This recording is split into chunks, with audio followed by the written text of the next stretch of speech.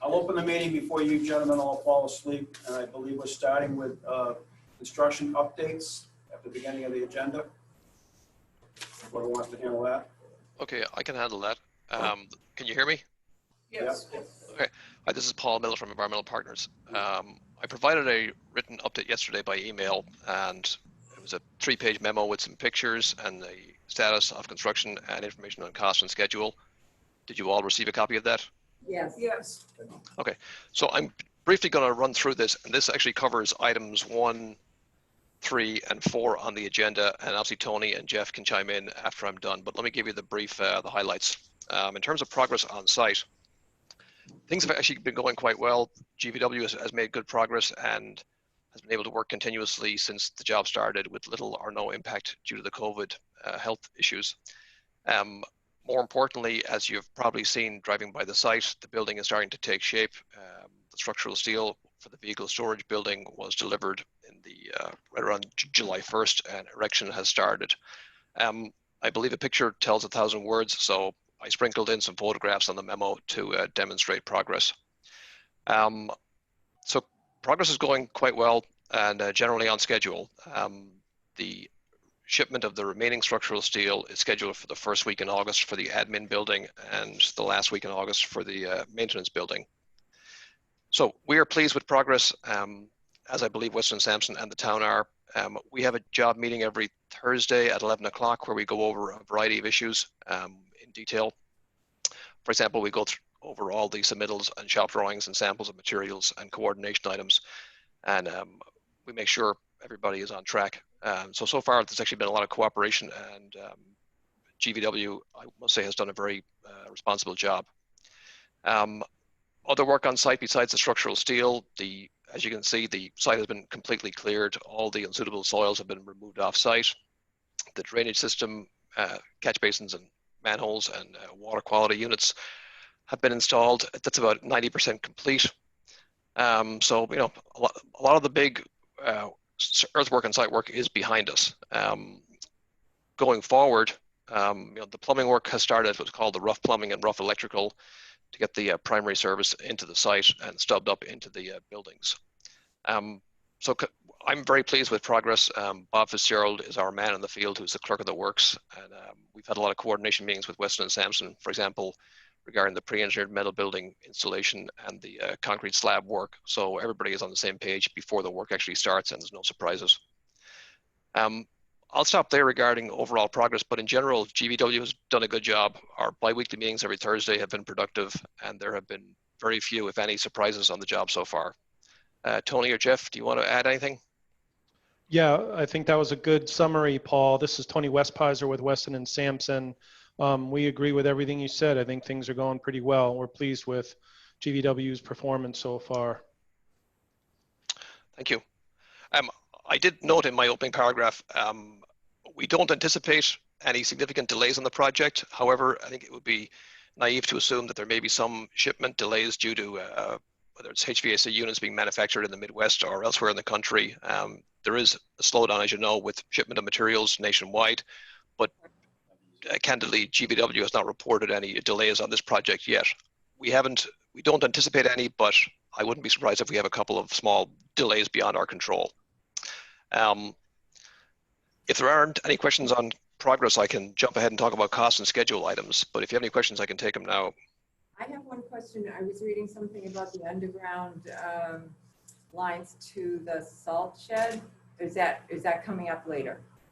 I can touch on it now. If you're talking about, Judy, the underground electrical lines going out there, there's some existing electrical utilities that are very shallow on the existing site, and they've been uncovered, and simply stated, they may need to be lowered to give them the proper vertical cover to meet code. So we're working through the solution for that.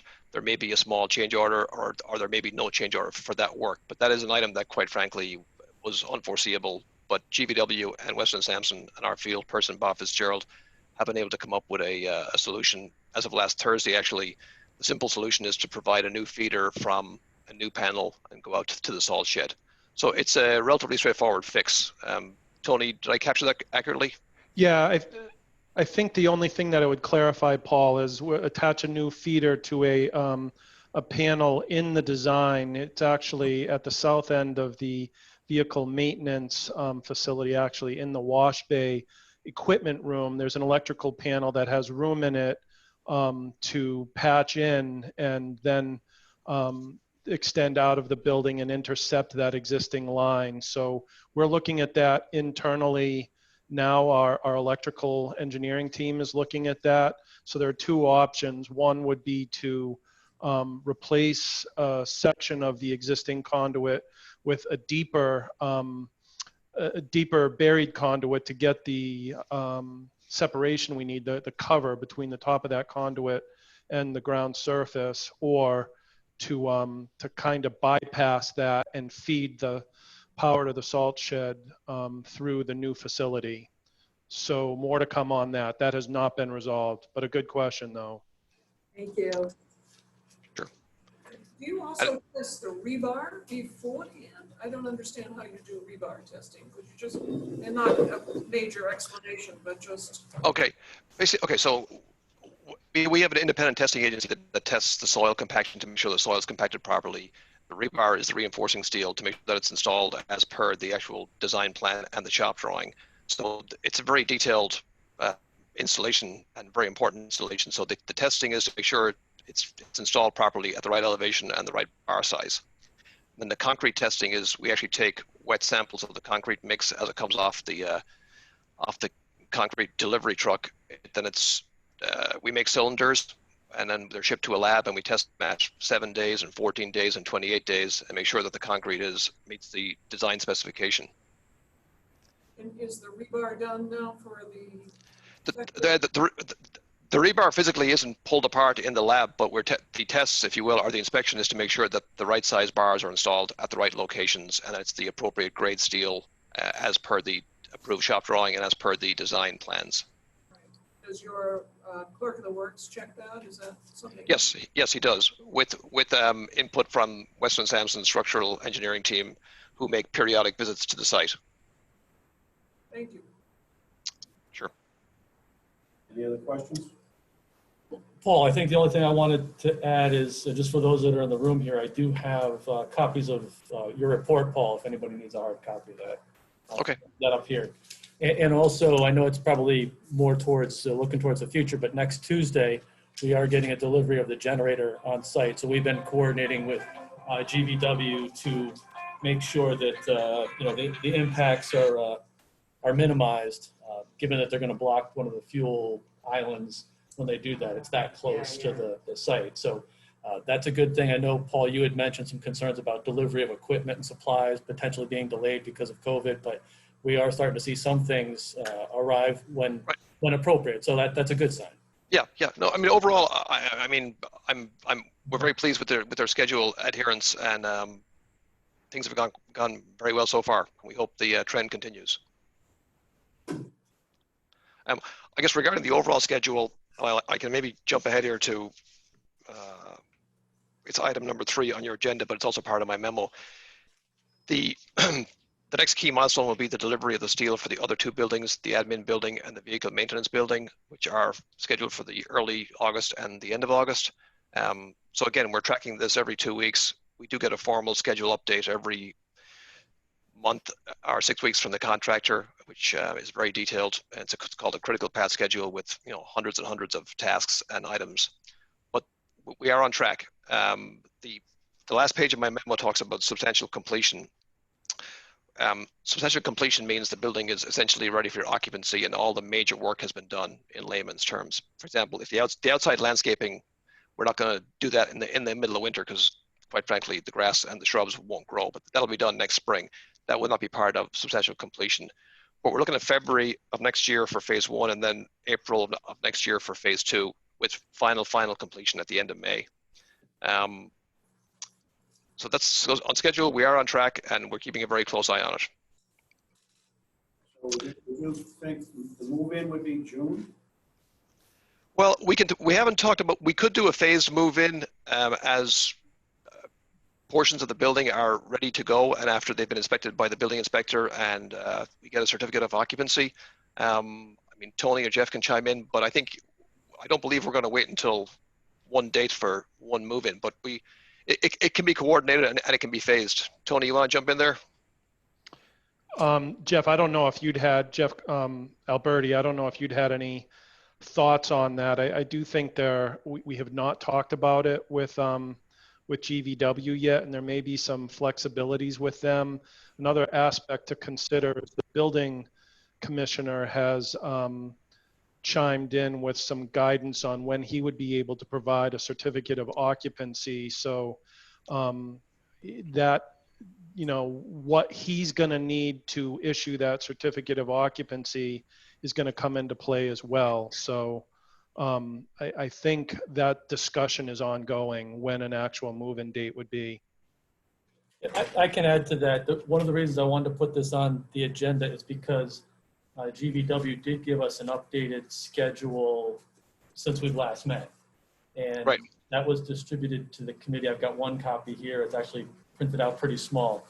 But in that schedule, it does indicate that there is a period of time for owner move, and that's scheduled for the end of February.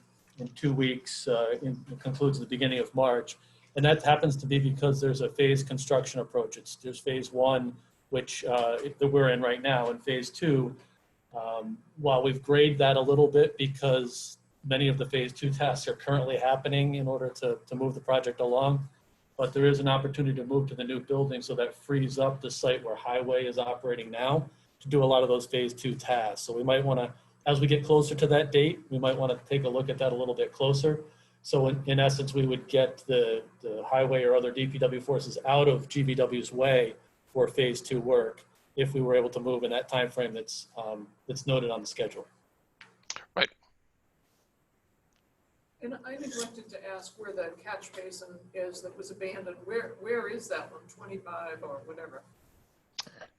It's up at the front of the site, the portion of the site that faces Buck Island Road.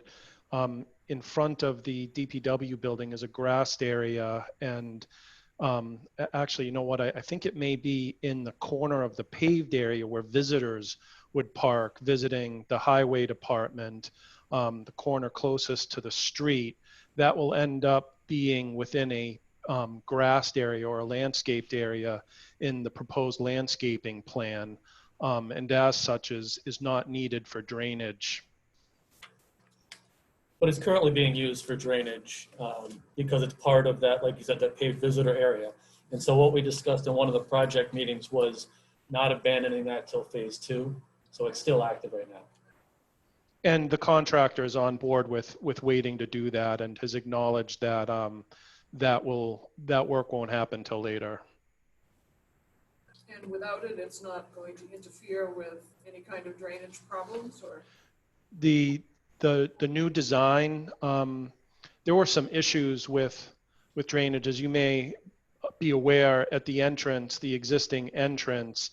So the design for the new facility addresses all of the drainage. So all of the new drainage infrastructure, the catch basins, all the piping and so forth is all going to be new and all designed to accommodate all the stormwater runoff that would that the site would see in that area, well, in every area of the site.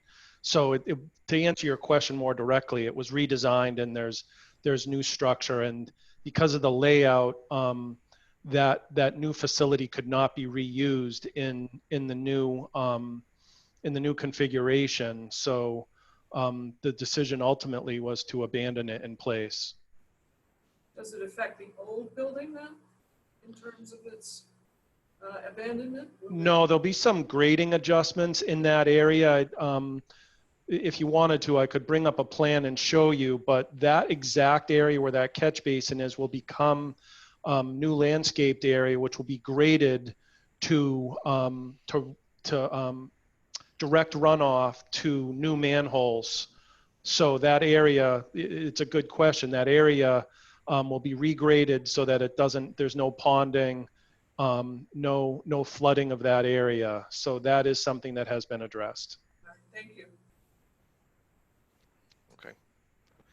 If you want to move ahead to cost, we can cover that now because it's also in my memo.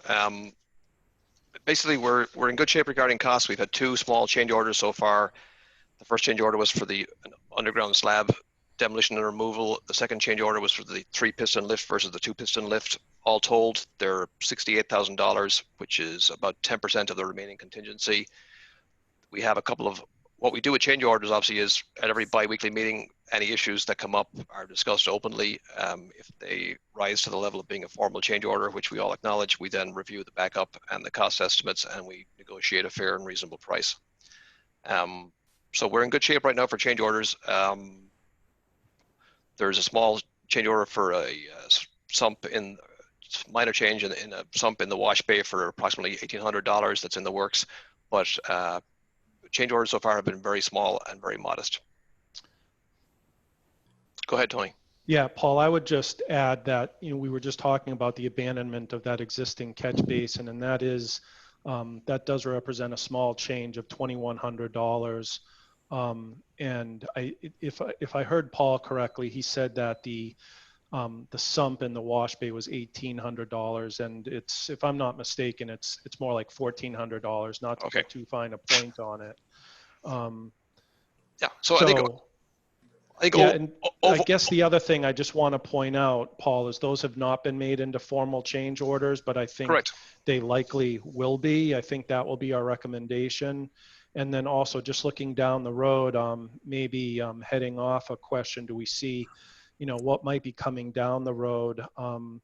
That existing electrical conduit situation, is still unfolding. There could be maybe some added costs there. I cannot speak to that right now, but that may result in some added cost. And Jeff Colby, not to steal your thunder, but one question that has come through from the contractor, I believe based on discussions in the field with you, was adding in the landscaping install to the contract. Currently, the contractor is under contract to provide the plantings, but the town would install them, and we will be communicating with the contractor and getting pricing for the contractor just to do the full gamut where they would furnish and install. So there could be some, if the town elected to proceed with that, there would be some added costs there as well. Yeah, absolutely. And what I just handed out to the committee members, and I'll send to you guys probably tomorrow when I get back to the office, is just a more detailed breakdown of some of the costs. Paul's done an excellent job of keeping track, as he should as a project manager, the official change orders. But Tony, as you're alluding to, and some of the other things that the committee's approved, whether it's the solar design fees, some of those still need to come out of our contingency. So when we look at an overall project management and managing the overall budget that we have, there's some other costs that aren't official change orders that I want to make sure that we're capturing and we're all aware of. So I put together a short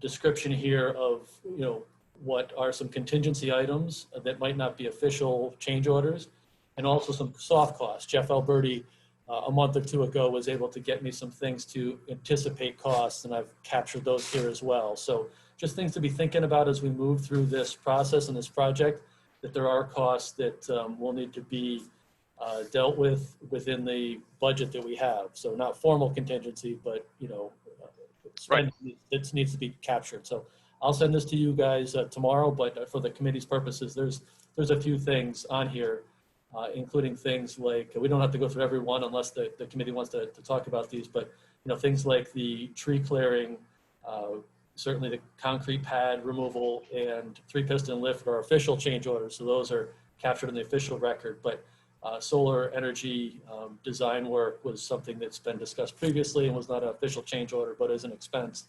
There's things like the Eversource connection fee, which is an official change order, but it's a cost to the project. And that's reflected on this summary that I did. And then a few potential change orders. That's what the PCO is, and that is, there might not be official change orders, but we have at least acknowledgement that they could turn into change orders at some point. And those have been talked about already with the wash bay and the catch basin abandonment. And then as Tony was alluding to, I'm just trying to track anything that we're aware of at this point that might be a future cost, and that's where the plantings or industrial equipment relocation, those are costs that I got from Weston and Sampson, or at least concepts I've got from Weston and Sampson that we need to capture in this overall budget. And so those are on here as well. There's some small things like some diesel fuel and fluids, the distribution system. Some of these things are just estimates and won't actually become costs until towards the end of the project. But I just wanted the committee to, for full transparency purposes, to be aware that they are costs that we are tracking as part of the project overall, including some soft costs, which are furnishings. That's one of our agenda items, commissioning, communications and low voltage equipment, things like that. And that's all on this list, just for your benefit, guys. Right. I guess, Jeff, just to add to that, I mean, one other item, the materials testing costs was currently carried under a owner cost in one of the Jeff Alberti previous spreadsheets. We have taken on that role. We need to, I guess, amend our contract to include the materials testing, but basically it's a swap from a town cost to an EP cost. It's not a net cost change on the job. It's a transferring of money because it's a third party test that was initially carried as a town column cost. Okay. But I think my message overall, Jeff, is that, you know, we're out of the ground, you know, by and large, compared to a lot of other construction projects. We're in good shape in terms of change orders so far. I'm not being naive about that there will be changes down the road, but we've been able to manage costs carefully to this juncture, and we will continue to be diligent as we move forward here. Tony or Jeff, if the contractor does the trees, would that be guaranteed, like for watering and getting established in like a period, or I don't know how that was going to work. Yeah, we'll provide that as part of asking them to do it. We'll include the requirement that they not only purchase, but they plant and they maintain. And if any of the plantings die, then they own it within a certain period of time. So that'll be part of the change order. Jeff, quick question. Why wasn't the source connection fee, was that an agreed upon owner's cost? Well, I don't think we'd ever agree to a real high cost. It's what they tell us it is. It wasn't known in advance, so it's not something that the contractor absorbs or is written into his contract. It could be anywhere from, you know, a short connection might be $1,000, or more expensive connections could be, you know, $20,000. In our particular case, it was $13,499. So it wasn't known until, you know, a month or two ago when we got the bill. But it is a cost that Eversource now charges for all new connections. There used to be a time, I worked on a project with Jeff Alberti in Chatham where Eversource would absorb that cost. But now with the deregulation of the industry, and they have to recover some of their costs, that it's not really, you know, infrastructure, you know, not directly related to supplying electricity, which is where they make their money, they bill. And so just like when we asked them to move poles for Parker's River Bridge or any of those other projects, they now charge us where they didn't used to. So those are costs that are evolving, because, you know, a few years ago we wouldn't have had a cost for that, but now they're charging, and we don't really have an option of whether to pay it or not. It's kind of they're a monopoly. So when the figures were put together for building this, there was a figure of 13,000, but it's now more than that? no, I'm confused. when this was put together, we had no idea what the cost would be. We So knew that they there would was no charge us. cost put in. There was no cost put in, right? So we knew they would charge us, but we didn't know what that would be. And now we do know what that is, and it's $13,499. And what they say, just like they say when they're going to move a pole, is this is the fee that we pay up front. And if the cost is less, they'll rebate us. But I'll tell you my experience in dealing with them, it's never less. Never seen a rebate. Well, very infrequently seen a rebate. So the contractor carried a $0 line item for electrical connection in his contract? For the fee that Eversource would charge. They've carried some costs where it's their physical, and Weston probably could comment on this better than I could, but the physical connection costs, electrician, the conduit, that's all in the contract. But this is Eversource's cost to, you know, send their crew out. Yeah, Jeff, I'll just add to that. This is the way it's always done, because if you try to put it on them during bidding, the first thing that you do is you get a question saying, we can't get pricing from the utility until, you know, it's designed by the utility, which is not until after a contractor's on board. And you can't, by public bidding law, you can't use an allowance. So it's always done as the owner, and we carried it as a line item in the soft cost. So it's not something that we weren't familiar with. It's just something that was built into our soft costs that we couldn't apply to a contractor. And then I did want to just add, you know, as we look at other costs, the soils removal, so we're out of the ground, which is the great thing. That's always the big concern. As you know, we've gone through and done our removal testing of the materials by the contractor.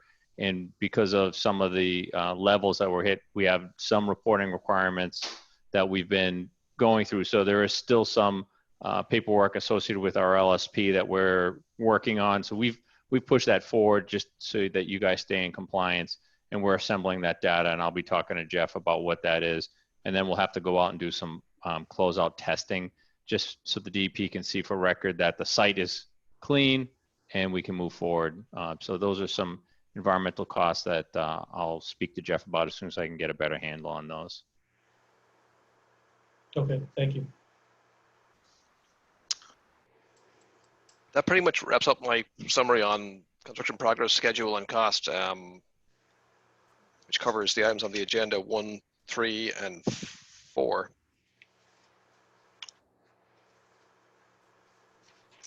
So, Mr. Chair, would you like to go back to 2? Okay, something we've been working on for a little while with WB Mason, and I just mentioned it verbally at some of our previous meetings, was the furniture. And we've had no detail associated with that, so I wanted to make sure we had this on the agenda. You can see that. I know this is an awful small print, but this is what WB Mason provided with regards to the furnishings. And you can pass it around, you can take a look at it later. We'll pass this around. This is the series of furnishings that we're looking at. It's on a county bid, so that's a good thing for us. With regards to the general layout, this layout is very similar to what was in the design plans. Weston Sampson put something together about here. Roughly, you want to have, very movable tables in the break room. You want to have open space like cubicles that are flexible within the admin and engineering space. They showed something very generically within their plans. But this, taking those plans and having them sent out to WB Mason, specifically picking the furnishings and how you want the drawers to open, where you want the uppers to be on a cubicle, how high you want the cubicle to go, all of that is part of that work with WB Mason. So it's not specific to the design plans. And similar to our discussion before, it is actually one of the soft costs. There wasn't a hard cost in there for furnishings because it wasn't definitively designed. So that's kind of the process for the next. So we've got a pretty good design with WB Mason for what that could look like, and that's what's represented in these plans. And that's the product line that's it's shown there. It's in a brochure that's being passed around. There is a flexibility within that for color. So as you're talking about color on the next agenda item with regards to paint or carpet or tiles, all that, there is some flexibility within that product line to do different colors. If there's only 3 or 4, there's a darker cherry color shown there. There's a lighter maple color, but there is some ability to alter that color as it relates to the general color scheme within the building. So that's generally what I would say about that. I think Sharon was mentioning earlier about wanting to be as flexible as possible because of the COVID reality that we're in. And I think we've done that with tables and chairs that can be moved around, like in the break room, the training room, even the furnishings within the office are such that desks can be shifted around.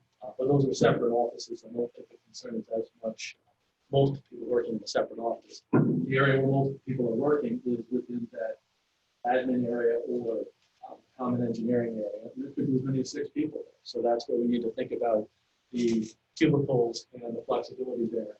And the cubicles that we've talked to Mason about can be added on to later. We have specified the higher ones versus the 4-foot ones, which in talking with some of the consultants out there, like Weston Sampson and CDM Smith and others that have big office environments, those are the concerns of having too low for the cubicles because going back into an office space where you can breathe or sneeze over a cubicle. So we selected the higher ones with that in mind.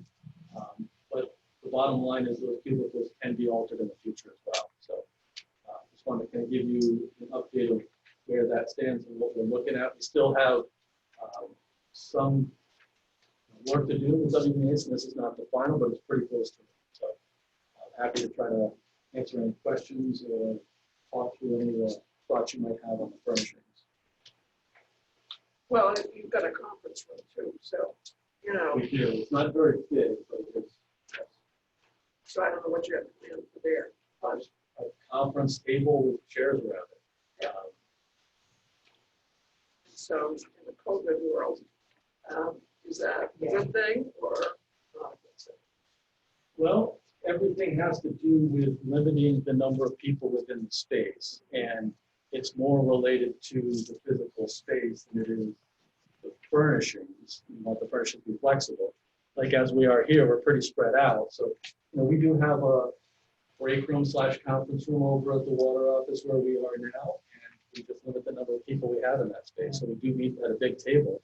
But we don't have more than maybe 4 or 5 people in that space because we know the room can't handle it if we're all trying to stay 6 feet apart. So that's really what it comes down to. Hopefully at some point we get past this and we can have more dense meetings, but right now it's just a matter of meeting but spreading out.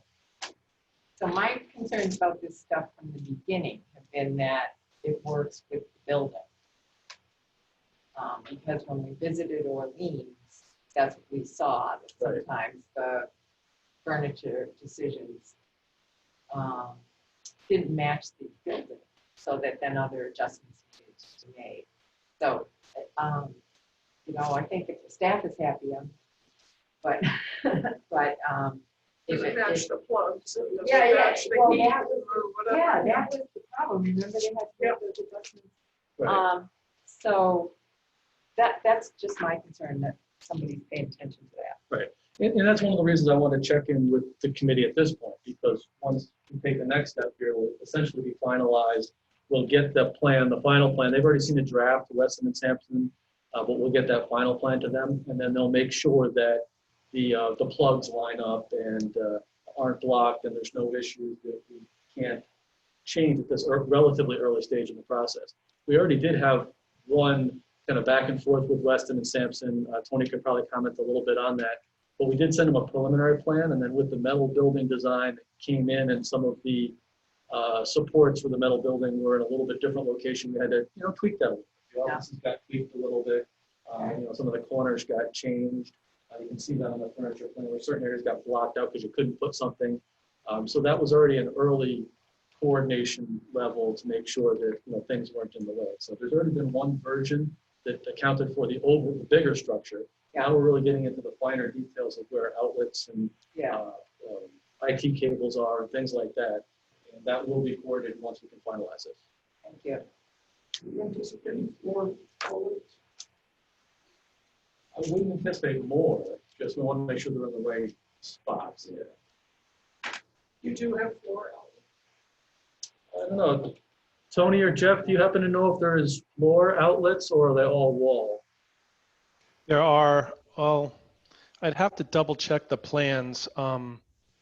Jeff, I don't know if you recall for Yarmouth, whether or not we ended up with floor outlets.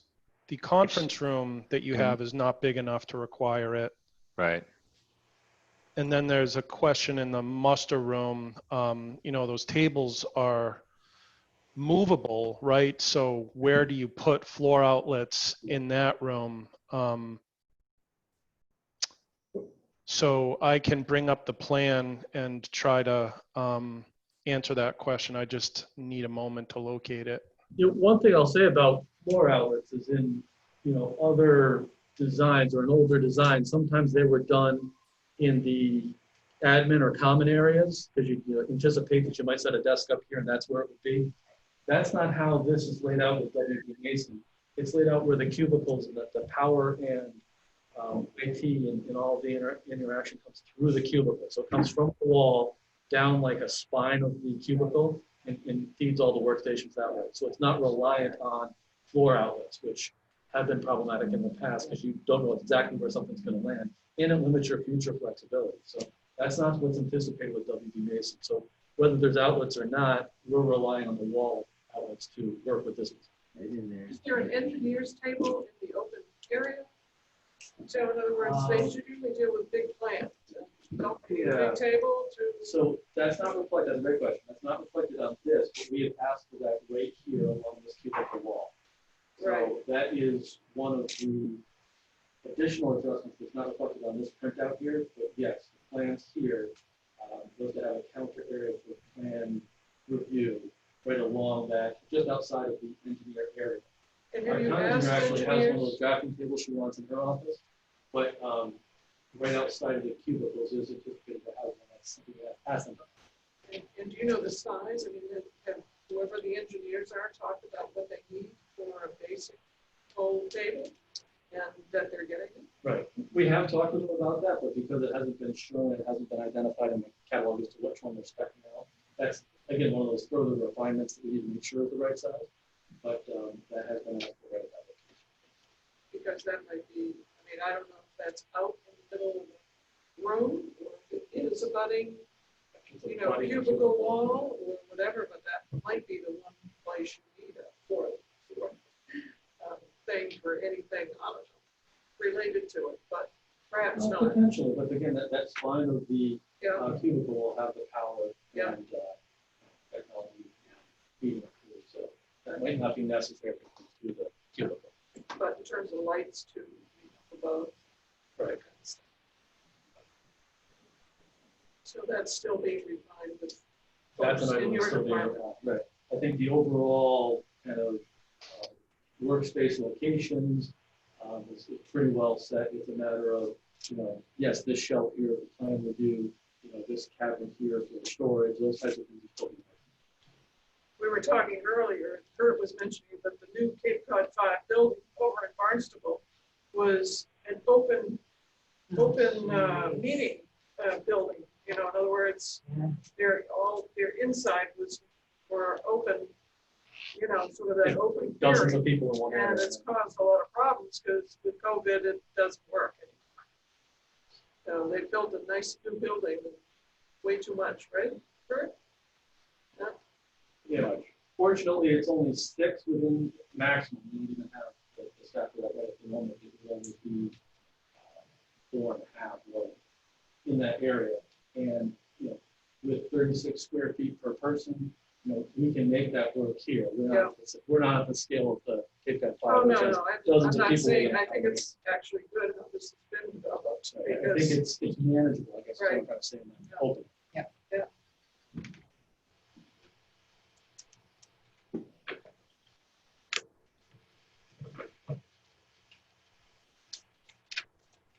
All right, well, if there isn't any questions on furnishings, we can move on to the next one, which was somewhat related with the finishes.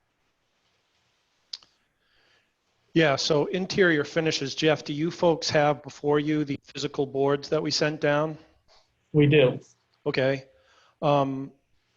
What I may do, I'm going to turn this over to Brian McCusker. You folks all met Brian from Wesson and Sampson when we came down with boards to discuss the exterior colors. So, and I think just to follow along here, and hopefully it's not too confusing, but we'll put it on, if we can, we'll share the screen and put on the digital version of each of those boards so that we're all looking at the same things. Brian, you ready to go?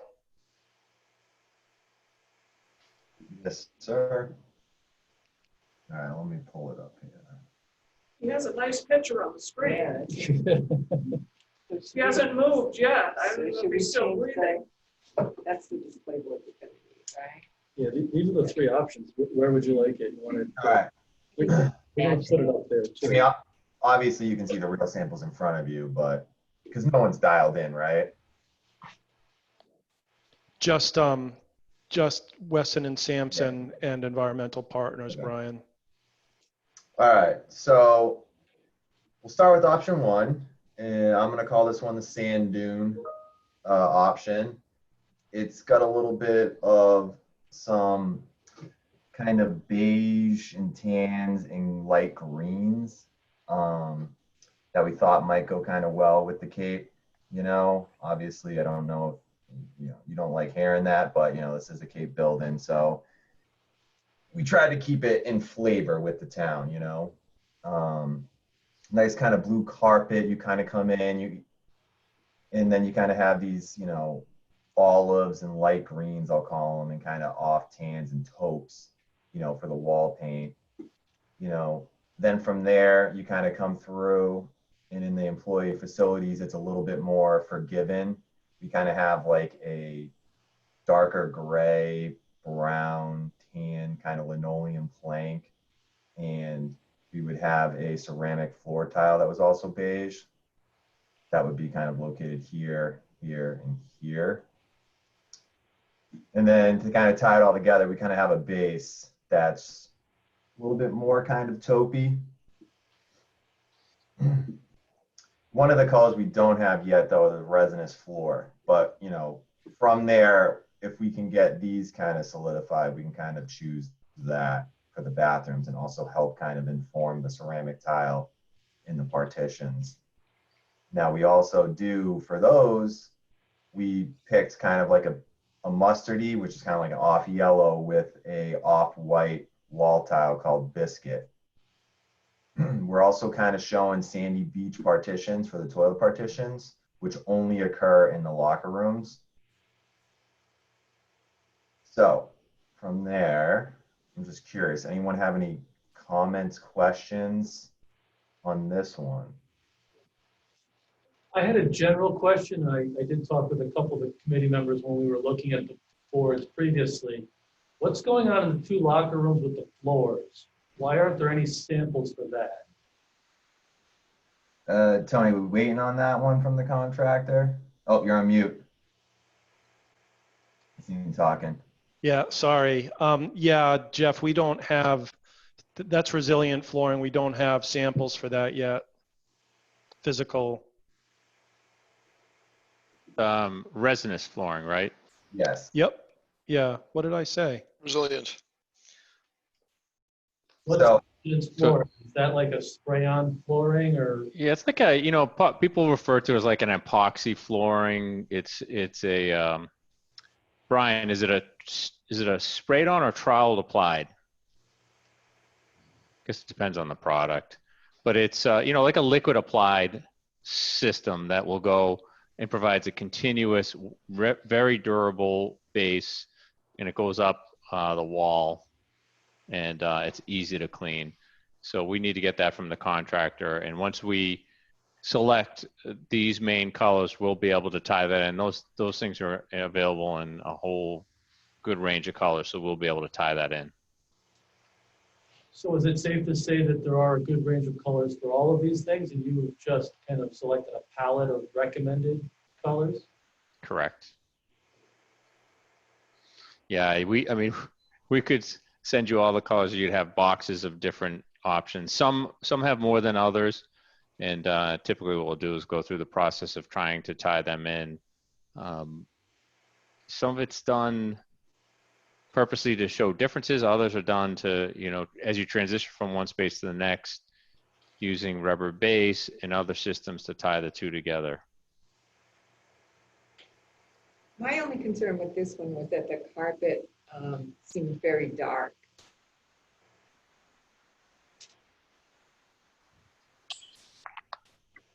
Okay. Sorry, I don't know if people can still see my screen. For some reason, my power just flashed. Jeff, we're in kind of like a hotbed right now. For like Yeah, we're getting the thunderstorms right now too. I can still see your screen, Brian. Are you able to move it, or are you locked up? I think I might be logged. I'm on my phone right now, so let me see. Start some stuff here. Yeah, we're in the middle of a Brian lives down the road from me, and we're in the middle of a thunderstorm. We don't get those down here. They're coming your way. They dry up. Perfect timing, huh? Jeez. Maybe can possibly someone pull it up, or just flip to number 2. I have it kind of memorized. I don't have the names of the samples memorized though. Tony, do you have access to these?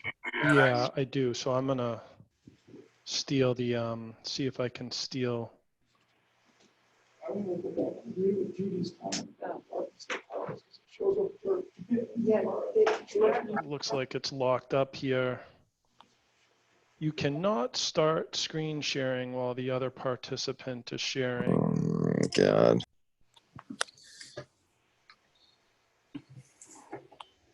All right, I'm restarting that computer. Anyways, the design team probably knows what Scheme 2 looks like, I guess minus Paul from EP, or maybe he's seen it. So we'll call Scheme 2 kind of the gray scheme. And this is kind of tricky, not being able to see it. Hold up. Brian, I'm just hoping it lets go. Your computer I know, lets go. I just restarted. Oh God, of course. This has to All right. happen. It just blanked out. So I'm going to bring up my screen. All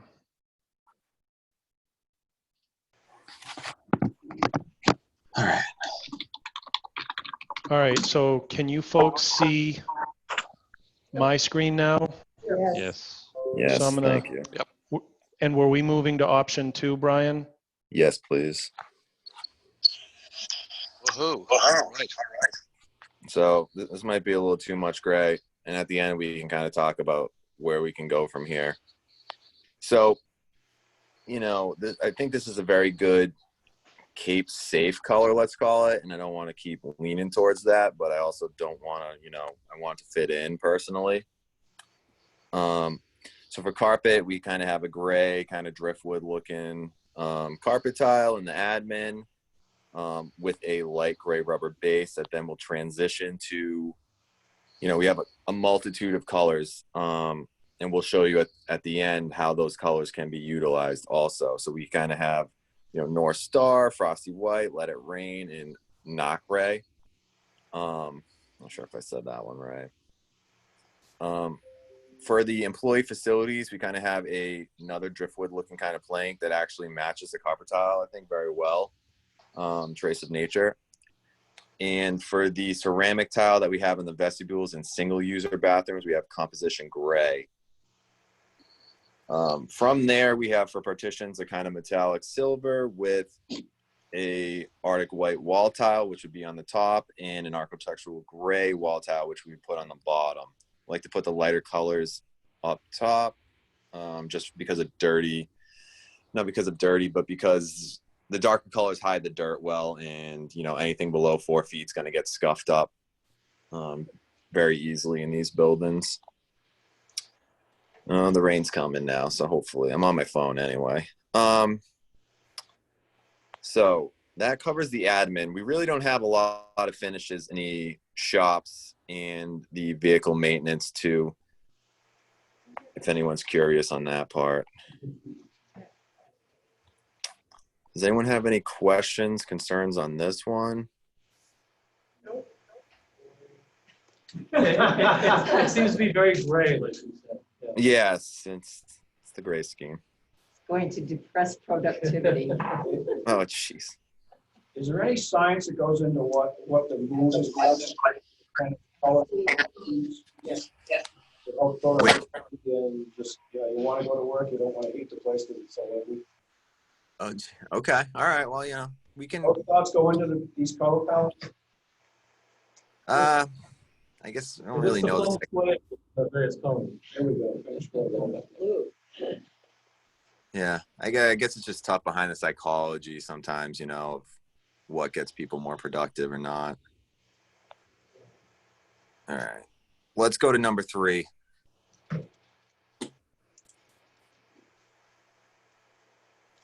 So this one might be a little bit more brighter. Call this one maybe kind of the ocean view, kind of. You got a little bit of blue and a little bit of yellow in there that kind of might brighten it up. So we usually go a little bit darker on the floor because that will track dirt, especially in these types of buildings. So we are showing side stripe, which is a West Point over in the admin. And then right there, we kind of have a tan base that will kind of tie everything together. We got a White Cliffs linoleum plank over the employee facilities, which includes the muster room. And then we kind of have our Aristotle white for the ceramic tile. So here might be something that we want to consider. We have that yellow, that June day that we could possibly utilize in the admin, in the employee facilities, whether it be accent or whether it be, the majority of the walls, that's okay too.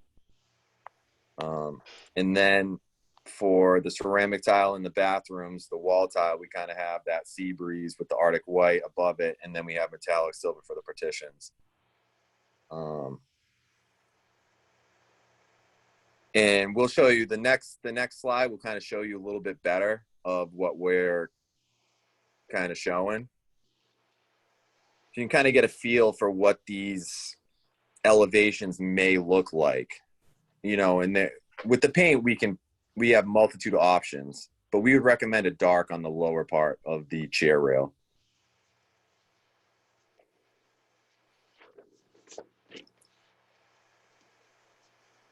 So any comments or questions on number 3? My comment on number 3, and I guess part of it depends on how the material holds up, but that linoleum plank is really light, and that's in the corridors as well as, high traffic areas for the muster room. And you kind of wonder what it would like to staining or that type of thing.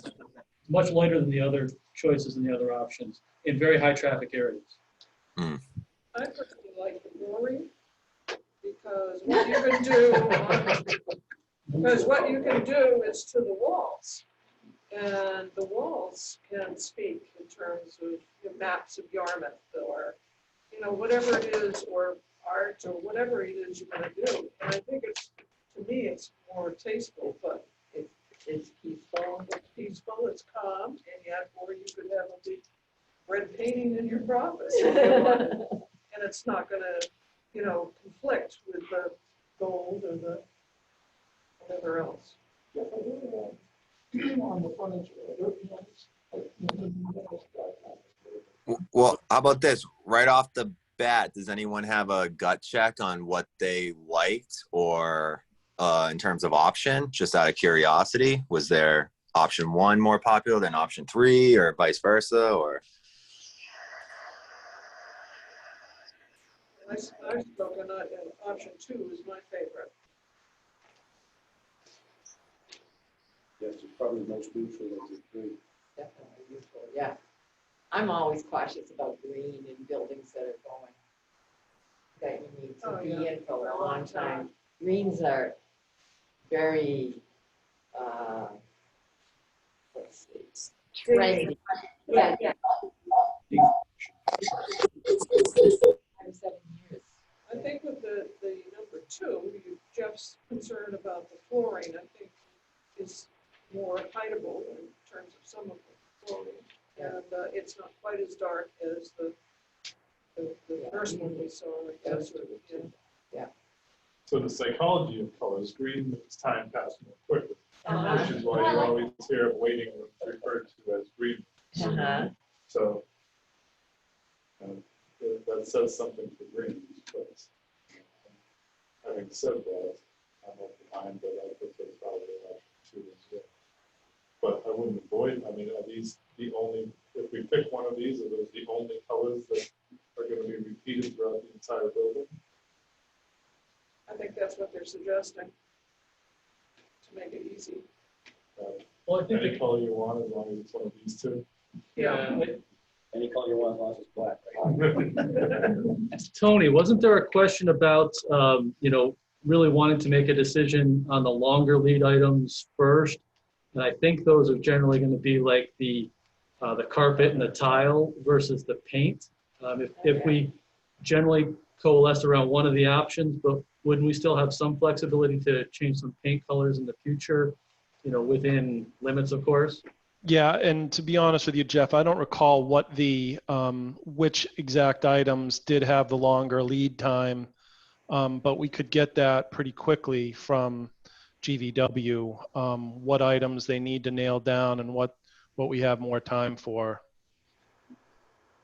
Honestly, paint's white, it gets tinted. You have tons of options with the paint,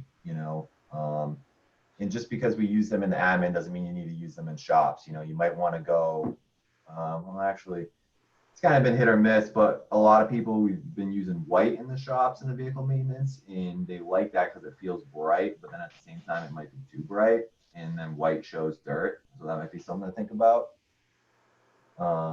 Usually like to do a little bit of hint of gray personally, but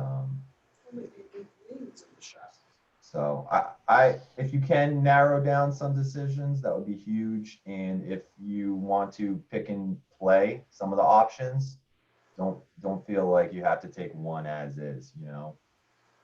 I'm not really good with colors, but both 2 and 1. In my opinion, the carpet's too dark. It's gonna show dirt. I don't know if the green, That's 2 with a 3, lighter. Joe. That's 3 and 2. Oh, I'm sorry. One got, One I mean, guy was- 2's over there, that's 1 and 3. Who's probably a lighter carpet, Yeah, I would say, right? but I would like to see a carpet even a little bit lighter than that. I mean, look at the room we're in. Get close to this stuff here. Yeah, That's a lot of gray.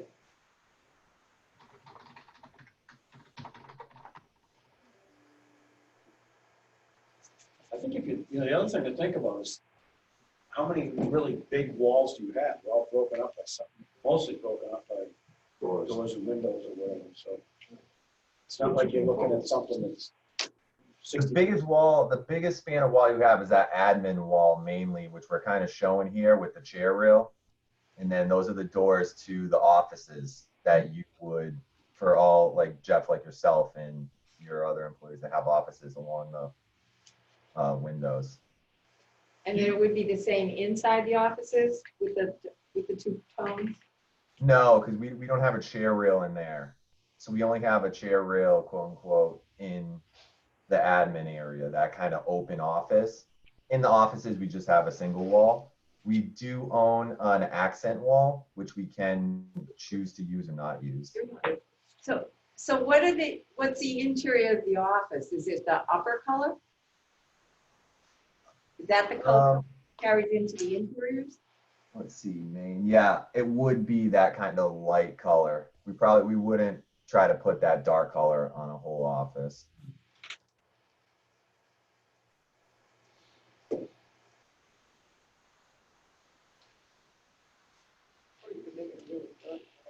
The admin area also does feel a little bit taller than the offices too, because it's more open. Has the staff had any input? I don't like the mustard. You do? I don't like that You mustard. don't, no. How long are you gonna be in the locker room?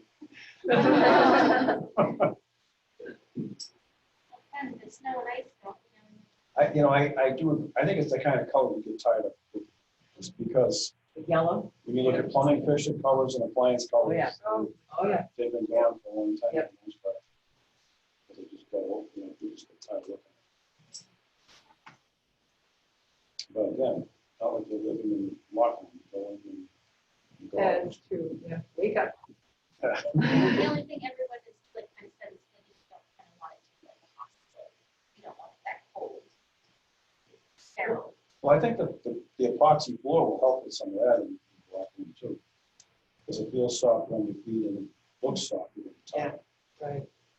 So the other concern I had was that the furniture being brown and these gray tones, you've got this cool neutral, and then you've got a warmer neutral, and you're gonna be so neutralized. That was just a concern. I would like to see maybe some of these more to a blue tone or something. Especially now that I'm understanding more clearly that that's the hallway. I think we should go with a little more. Well, then, your dark blue would be matching with your dark rug. So how, Well, not a lot, but like those same color values, but instead of gray, goes to blue.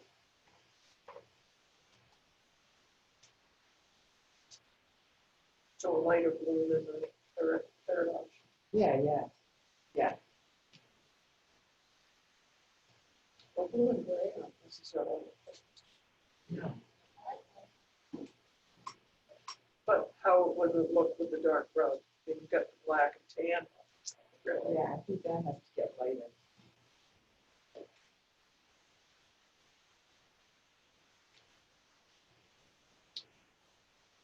Well, what would you like to know and leave with today? Just a general direction of what you like and don't like. I'm not sure either. Did you guys get all the samples in front of you too, like the actual samples? Yes, yeah. Okay. Yeah. Because Tony, can I just share my screen for a second? I just want to. Yeah, coming know to that- you. I know the samples I'm back on, but yeah, that was painful. I know sometimes the samples they give are small and they might not be as collectively spoken as they would be in real life. So I just want to be aware of that. Just, things like that. I was looking actually at the colors and they really weren't my favorite personally.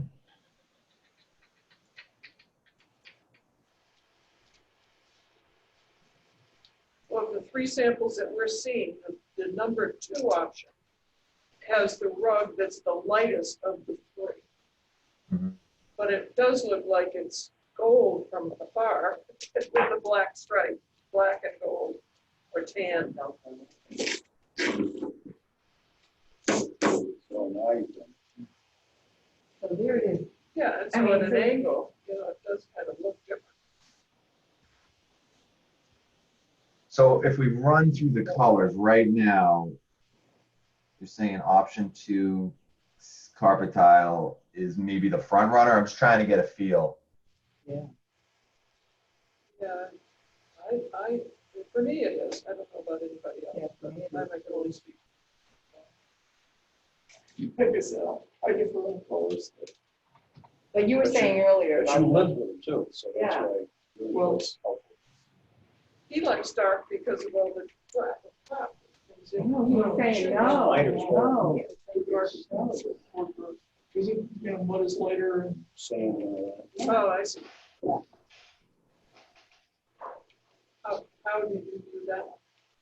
Now that you on can the see, ground, it looked a little lighter in this angle than it does up there. right, Yeah, yeah, I agree. I'm not sure I like it still, but. yeah, it's no, lighter I on the think it's, Is this, I mean, it kind of almost looked like this, right? yeah, it's Yeah. just different color values, yeah. Yeah. Again, we gray. well, they're supposed to be adults to teach you to write your feet.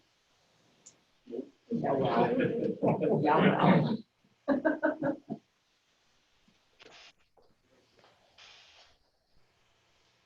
All right, so it's kind of tough to hear everything, but it sounds like that Franklin could be a possibility.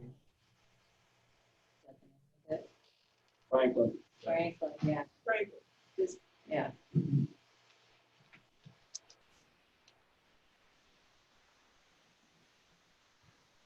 I mean, personally, out of actually all the colors selections, I actually like this one my favorite. I know it is a lot of gray, but I think grays are neutral and you can definitely mold the build into them a little bit better. Now, if there's some paint options we want to do to kind of brighten the paint up, that's very easy. That's no problem at all.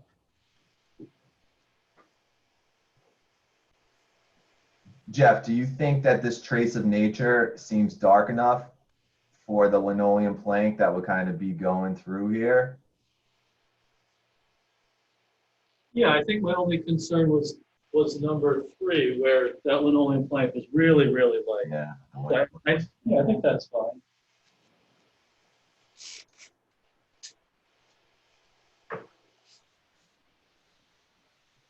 I think what you were hearing earlier was, option 2 seems to be preferred. Is there any way to maybe incorporate some more blues in that? Maybe as it relates to the paint or something that's easier to deal with the colors on?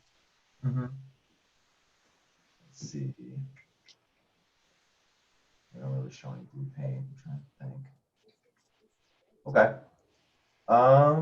Yeah, let's try to find a blue-gray paint that kind of ties in. That way it's not too far off from this, but that way it's not like, this color blue, right? You don't want like a royal blue. right, well, your gray actually on the board, the darker one, really has a hint of blue in it already. Not in terms of my eyes. but Yeah. You do?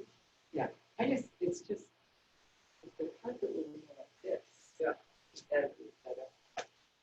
So would the Franklin have a version that's less yellow and brown? That has like these yellow and brown highlights, where the room that we're sitting in now seems to be gray, black, and light gray, and maybe a hint of blue, but not to the brown. Okay, I'll have to take a look into that. Okay, I get what you're saying though. I'm sorry, just because then I think that overall feel, speaking to Sharon's point about the neutrality, that I got that. But we want it to go together. Just right now, it just seems to me like there's a neutral this and a neutral yellowish one, and Okay. So a little bit more blue and gray in lieu of the browns and tans. I know. You could get that. Dick Court will run. He probably can't wear as well as those. That's what I'm saying. Yeah, I'm not saying same material. It's just a color. I'm sure we can find that. Yeah. That's the question I have about, I don't know who's answering the question on this one, but as far as the composition of a linoleum, I assume that's like a vinyl plank, only it's a linoleum plank, and it's got a wearing surface like a vinyl plank that's certain thickness, and it's maxed out for, a usage like this. Who's answering that question?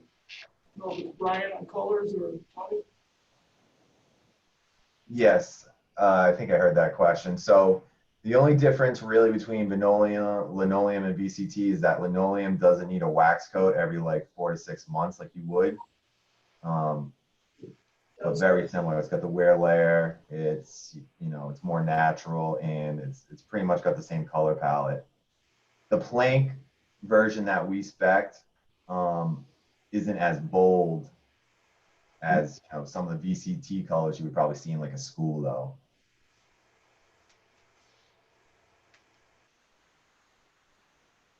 Does that help answer? Somewhat.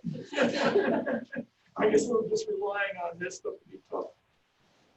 You're talking more though about the solid surface. Is it solid all the way through? Is that more what you were saying? I don't. It's not, yeah, it's not solid all the way through, but it's got a pretty good wear layer. So linoleum is lignin, right? It's not vinyl. Right. Yeah. Right.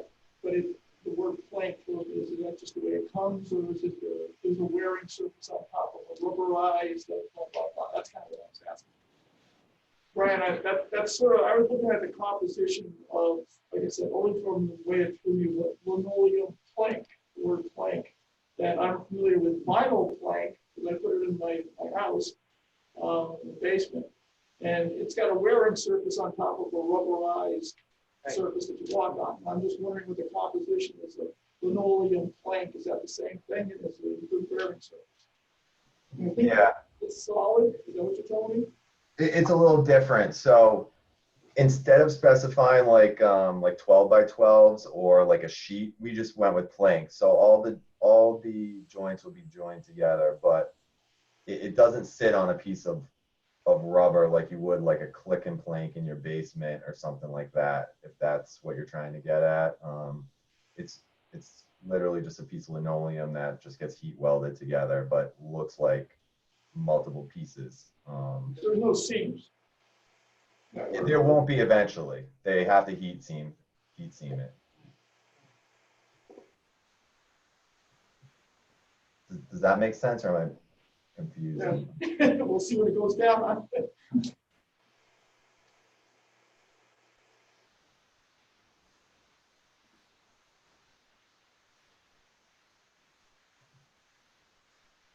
Back to Sharon's question, what do you want us to close up on for you before this meeting is over today?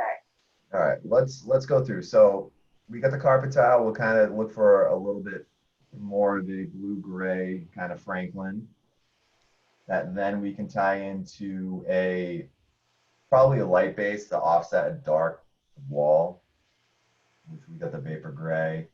And And then instead of using these North Star Frosty White, Let It Rain, and then Knox Ray, whatever that is, we would kind of do more of a deeper blue gray maybe. Do you like this one here as a possibility? I'm just kind of trying to feel it out because there's a lot of paint colors. I think that this is definitely a possibility. I would just like to see one that was similar color values but bluer. Okay.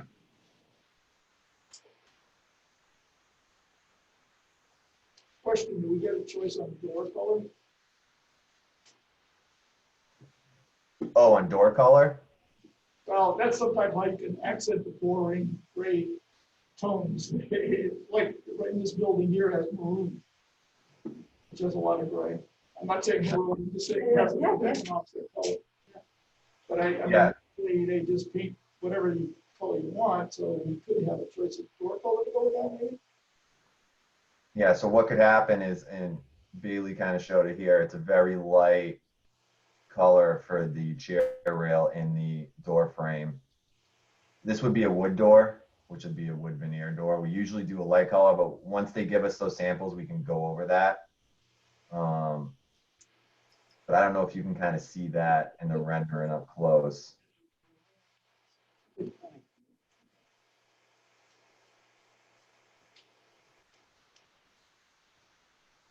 So it sounds like, Brian, you have enough to take and really kind of hone in on option 2 with some modifications that introduce a new blue, and then you can create probably a digital version of this. The problem is that we've sent those samples to the town, but I think you could probably do a digital version of this and resend this back to the committee. Is that correct? That's what it sounds like. And then we can get more samples, I think, relatively pretty easy, whether it's a contractor or if we have some in the office, especially for paint. Yeah, we can always come by and pick it up too, because I'm going to be going out to do a tour in the near future with Tony anyways. So why don't we do that? Start with 2, see if we can introduce some blues, give you guys a new color scheme based on that, and then we can move at that point to try to nail down a final color, series of final colors, I should say, for the different spaces. Mm-hmm. And then Joe, it sounds like you had some question about the plank system, and maybe we can just get a little bit more data, installation, some pictures, and share that with you just for your own reference down the road. Yeah, we can send you the installation instructions if you're interested in reading them, or, you know. See if we can get some good pictures, overall pictures too for them to see. That'd be helpful. I'm sure there's some we can nail down. Mm-hmm. When's the next meeting, just so I know? We don't have one scheduled right now, but we can schedule it as needed. We've been trying to meet monthly, although because of COVID, we've kind of let that slip a little bit. Okay. When do you need one by? Jeff Colby, I got the impression that while this meeting was within the range of time, they're looking for some decisions on the sooner end. So I don't think we can wait another month. I think what I'd recommend we do is touch base with the contractor, find out what the long lead time items are. If we're lucky, maybe we're zeroed in on some of those items and we can get a final okay on that. But give me a day or two to work with the contractor to find out what's needed when, and I can communicate that with Jeff Colby, and then we can put together an action plan from there. Yeah, that sounds good. I think you've gotten direction on, the general, option 2 and the colors. My recollection is that the carpet was a big one and the tile as well for long lead items. Okay, so I'll confirm that with Mark, and we'll do what we can to zero in on final decisions on that. So I will circle back with you, Jeff, tomorrow, and we can figure out what the timing will be. Okay, sounds good. Okay. Do we want to set up a placeholder meeting? Like, Tony, are you thinking like the first week of August would be okay? I think so. I think we're going to start, I'm guessing we might start pushing the contractor schedule for, again, those longer lead items, but to give us enough time to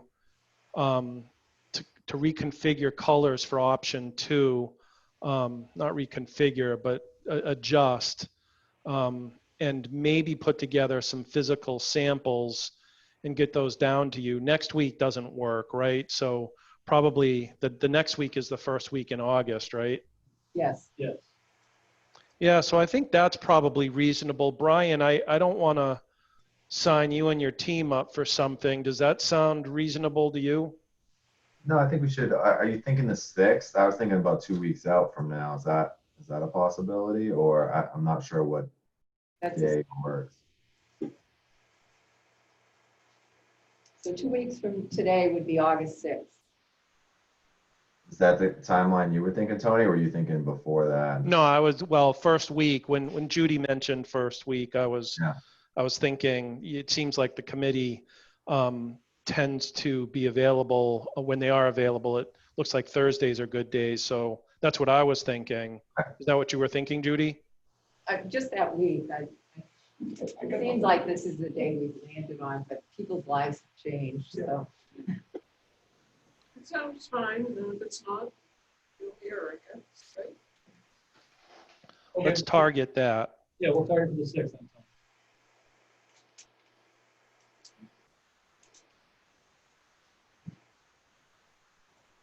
Well, thank you again.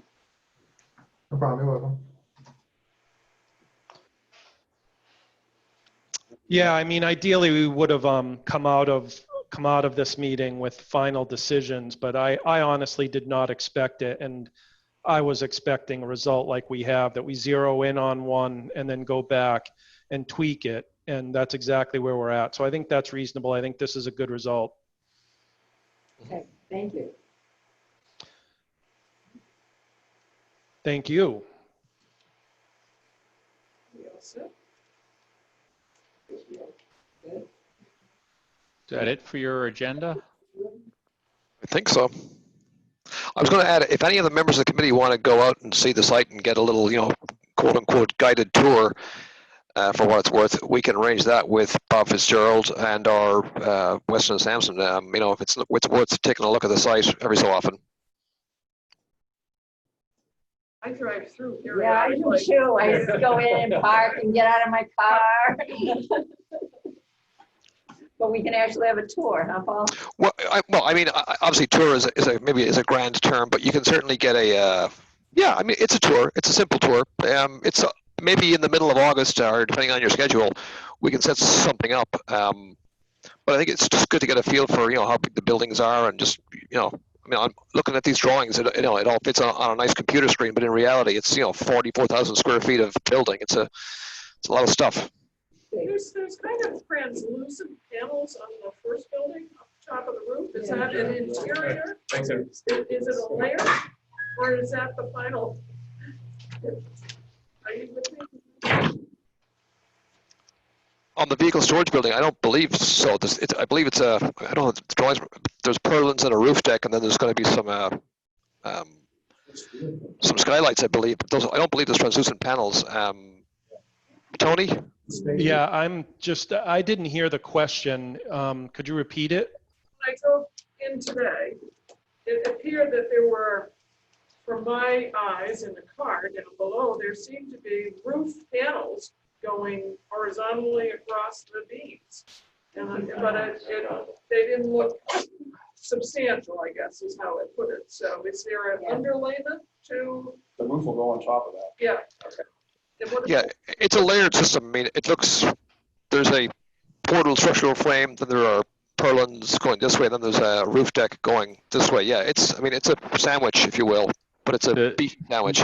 The roof deck itself, the paneling, the metal panel, it is a thinner material, but it consists of many different components with insulation and interior vapor barrier. So that's the vapor barrier? Yeah, was it a white product? Yes. Yeah, so that's the simple, I'll call it the simple saver. It's the interior liner, and it's a vapor barrier, and it's also a fall protection for the folks that are working up there. If someone were to fall, that actually would hold them. So that's the layer you'd see from the inside. And then on top of that, you'll have a fibrous insulation, and then a portion of rigid insulation, and then you'll have the standing seam metal roof on top of that. It just was different. I didn't know what it was. Yeah, thank you. Sure.